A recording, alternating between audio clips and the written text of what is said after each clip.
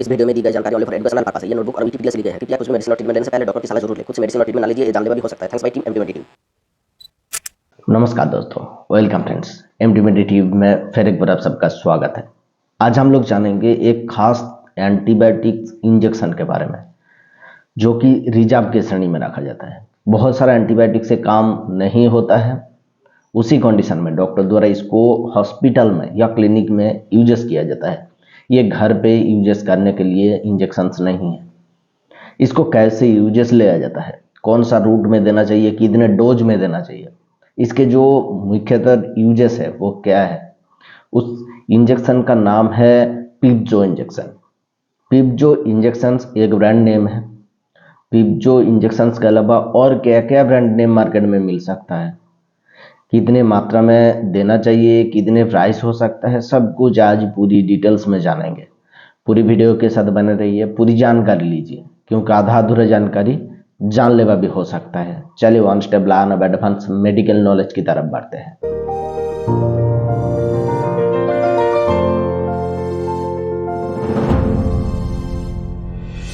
पिप्जो injection, जिसको Alkem laboratories द्वारा market में लाया जाता है, इसके अंदर जो कंटेंट्स मिलाया जाता है वो दो मेडिसिन के कंटेंट से इस इंजेक्शन को बनाया जाता है। पहले जो इंग्रेडिएंट्स है उसका नाम है पेप्टासाइक्लिन।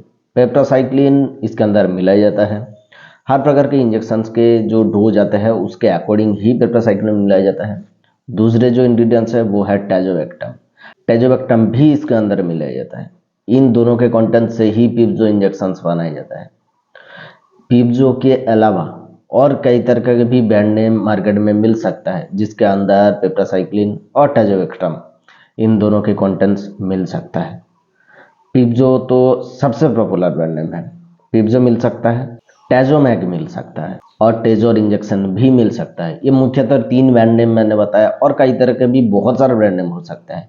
सबके काम एक ही होगा, जो कोई भी आपको डॉक्टर सजेस्ट करे आपको लेना है, डॉक्टर के सजेस्ट के बिना नहीं लेना है। जो कोई भी ब्रांड आपको सस्ता मिले, आसानी से मिले, आप ले सकते हो। सबके काम एक ही होगा। दोनों एंटीबायोटिक की मदद से इस इंजेक्शन को बनाया जाता है। इसको इसीलिए बैक्टीरियल इन्फेक्शन को ख़त्म करने के लिए यूजेस लिया जाता है। बहुत ज़्यादा सीवियर बैक्टीरियल इन्फेक्शन को ख़त्म करने के लिए इसका यूजेस लिया जाता है। बहुत सारा एंटीबायोटिक यूज कर लिया डॉक्टर, कुछ फ़ायदा नहीं हो रहा है, सबसे लास्ट में इस इंजेक्शंस को प्रयोग किया जाता है। सबसे ज़्यादा मुख्यतः यूजेस होता है हॉस्पिटल और क्लिनिक के भीतर। इसको घर पे यूजेस ना कीजिए, बहुत सारा साइड इफेक्ट्स होकर किसी किसी के जान भी जा सकता है। इसके मुख्यतः यूजेस होता है यूटीआई की इन्फेक्शन में, यानी यूरिनरी ट्रैक्ट में जब इन्फेक्शन होता है, जिसको पेशाब के इन्फेक्शन भी कहा जाता है। उसी इन्फेक्शन में पेट के निचले हिस्से में बहुत ज़्यादा दर्द रहेगा, पेशाब करने दौरान जलन महसूस होगा, पेन होगा, बुखार आएगा और भी बहुत सारा प्रॉब्लम हो सकता है। डॉक्टर जांचने के बाद यानी यूरिन के टेस्ट करने के बाद डॉक्टर को पता चलता है पेशाब में इन्फेक्शन है, यूटीआई में इन्फेक्शन है, तभी डॉक्टर द्वारा यूजेस लिया जा सकता है। इस इंजेक्शन को एडमिशन होने के बाद डॉक्टर द्वारा बहुत ज़्यादा मात्रा में चलाया जाता है।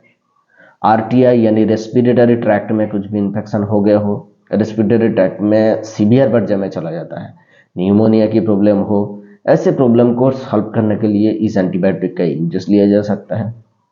सॉफ्ट टिश्यू में इन्फेक्शन हो गया हो, उसको रिकवर करने के लिए, उसी जो सॉफ्ट टिश्यू में घाव वगैरह होते हैं, पास जम जाता है, उसको ठीक करने के लिए इसका यूजेस लिया जा सकता है। बोन इन्फेक्शन के कारण से जो कुछ भी प्रॉब्लम होता है, बोन इन्फेक्शन को ठीक करने के लिए यूजेस लिया जाता है। मेनिंजाइटिस जब बैक्टीरियल कारणवश होता है, उसको ठीक करने के लिए भी यूजेस लिया जा सकता है। डॉक्टर द्वारा बहुत ज़्यादा यूज करने की सलाह दी जाती है डॉक्टर द्वारा। ऑपरेशन के बाद जब टाँके लगते हैं, उसकी घाव को सुखाने के लिए इस एंटीबायोटिक इंजेक्शंस का बहुत ज़्यादा उपयोग लिया जा सकता है। सबसे ज़्यादा डॉक्टर द्वारा उपयोग लिया जाता है बार्न केस में, बहुत ज़्यादा मात्रा में जल जाता है, तब उसी जो जल जाने के वजह से जो इन्फेक्शन फैलता है, उस इन्फेक्शन को ठीक करने के लिए, उससे रिकवर करने के लिए इस एंटीबायोटिक का बहुत ज़्यादा उपयोग लिया जाता है। आप मोटा मोटी एक चीज़ ध्यान में रखिए, बैक्टीरियल कारणवश जो कुछ भी प्रॉब्लम होता है, बैक्टीरियल इन्फेक्शन को दूर करने के लिए इस एंटीबायोटिक इंजेक्शंस का बहुत ज़्यादा उपयोग लिया जाता है, जिससे बहुत अच्छा फायदा मिल सकता है। ये मुख्यतः यूजेस मैंने बताया, और कई तरह का भी यूजेस हो सकता है जो डॉक्टर उनके एक्सपीरियंस के अकॉर्डिंग लेते हैं। दोस्तों ये बहुत अच्छा दवा है, बहुत ही स्ट्रॉन्ग तरीके से काम करता है, लेकिन इसको घर पे ना लीजिएगा। घर पे लेने पर बहुत सारा साइड इफेक्ट्स हो सकता है। इसको ना जान के भी यूजेस मत कीजिएगा, बहुत सारा प्रॉब्लम हो सकता है, किसी किसी का जान भी जा सकता है।